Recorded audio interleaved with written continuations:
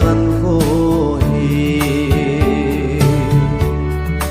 câu kít cả nông nghe gì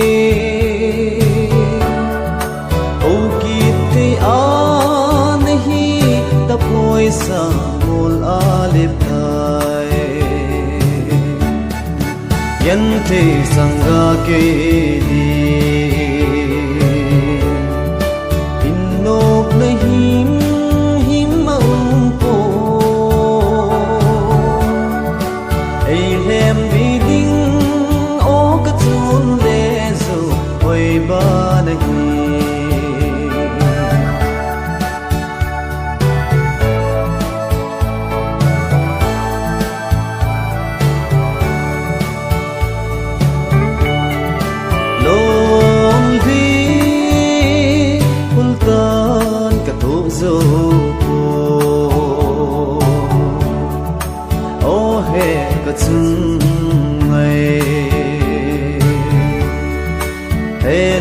Hello tin ka ko ve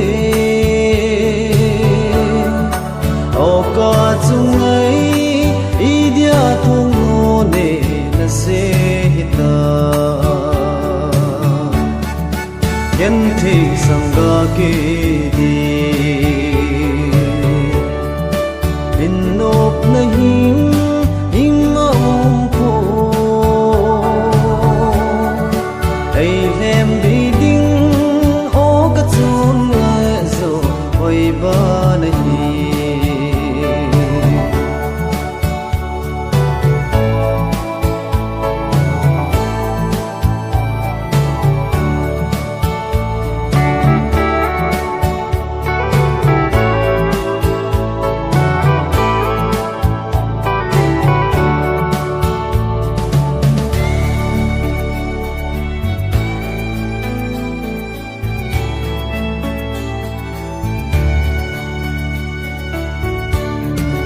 lonely